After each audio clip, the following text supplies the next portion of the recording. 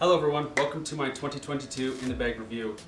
In this video I'm going to be going over the discs that I've chosen to go into my bag for the upcoming season. I guess I'll let you know a little bit about why I've chosen those discs, which ones are my favorite, and what I'm really looking forward to in the upcoming season. So I hope you stick around and enjoy this video. Okay, so for the start of this video I figured we could go over the putters first. So in my bag this year for the upcoming season, I've decided to add 3 putters. Starting with the first 2, they're pretty similar, so I'll go over them together. The P3 and the P4 by Prodigy. These both come in the 300G plastic, which is probably one of my favorite plastics for putters. It's very comfortable, it feels really good in my hands, and I find it's super durable. So I've dinged this off quite a few things. The beaded rims help to give you that nice extra grip. And overall, these are both really good discs. The P3 in particular is a more stable disc. It's going to be for, I find it works well for me with my Circle 1s. It's got a very stable flight path. It's one of Prodigy's best sellers on their website, and it's really just a great disc for beginners to have in their bag for getting some consistent putts. That kind of brings me to the P4. So the P4 is along the same lines as the P3, except it's got a bit more glide to it. You can get a bit farther back with your putts. You can also put some power in it to turn it up. And from what I could tell online, it was recommended by some professional players for its overall usability and applicability to more beginner level players. Both of these discs, like I said, are very good flying. They feel really good in the hand.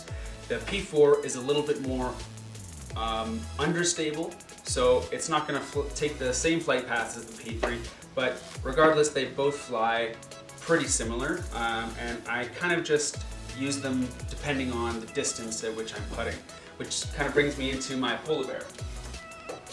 So the Polar Bear is another disc that I really like. It does have the grip performance, so it is super grippy. It feels really good in the hand. It can take quite a beating because of this durable plastic. And after some research online, I found out that it's quite good for cold weather actually. So it cuts through the wind nicely. It has quite a nice glide, and it comes down softly at the end. But it is also a more understable disc. So it's going to be a different flight path from the other 2 I previously mentioned, which kind of makes it a nice addition to the bag so that you have a couple of different options. But overall, all 3 of the discs are more beginner-friendly discs. They're going to fly straight, they're going to finish softly, and they're going to be really nice and comfortable in the hand, and allow you to get some nice strength when you're putting it down and through your wrist with your putts.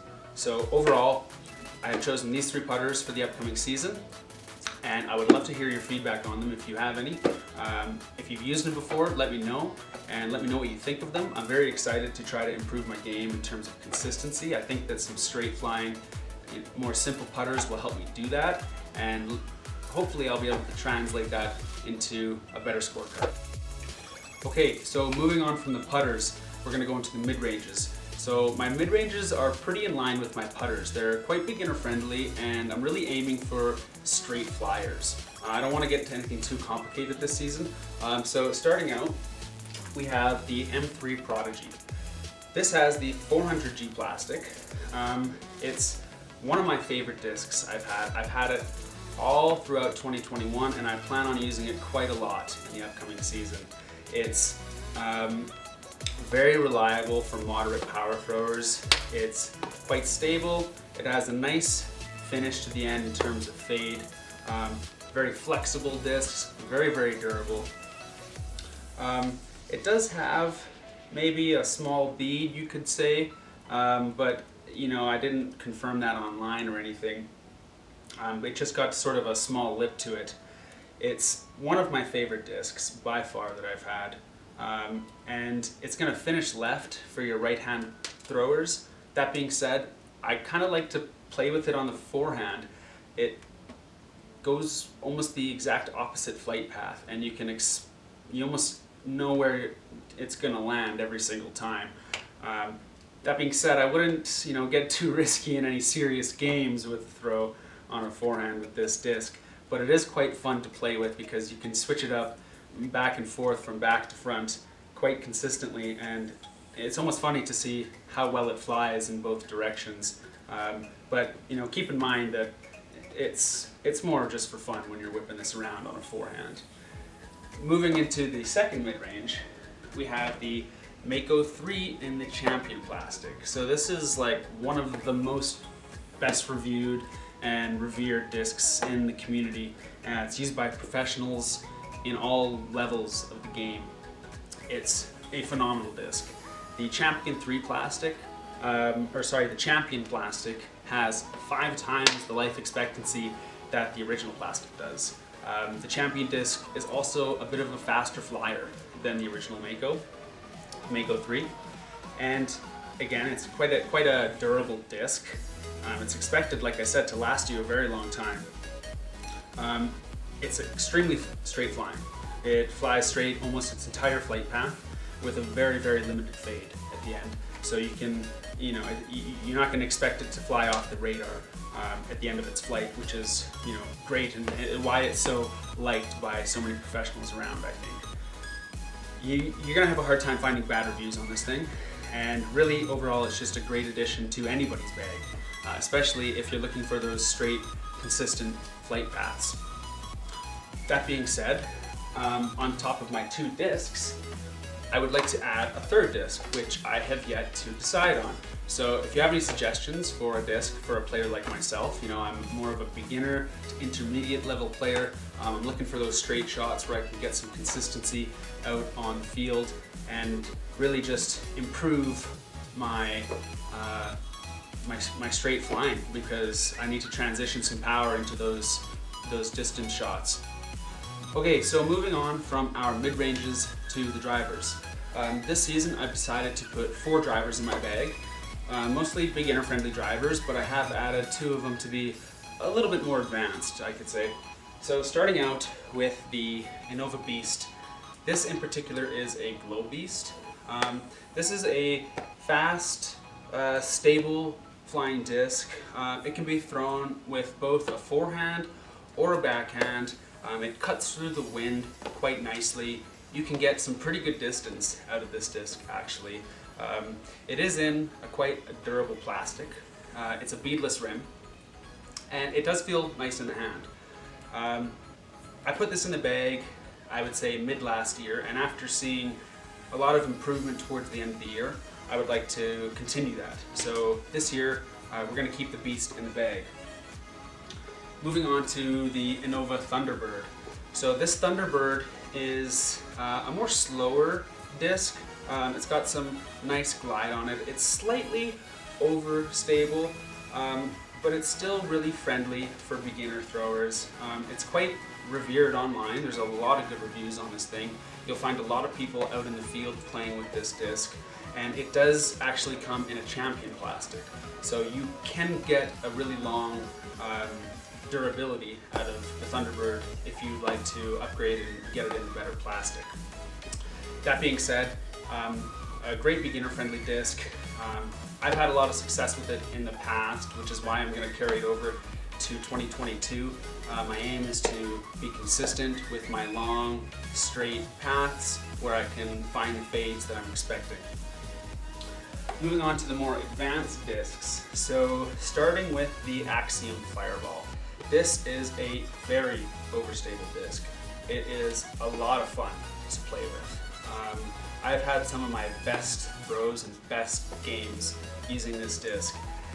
When I was looking online, I found a lot of people saying that it fades left, but or that the description was that it fades left, I should say, but I never found that. I always get a right fade out of this disc, and I know that because there's a particular hole that I always throw this disc on, and it performs the way that I expect it to every single time.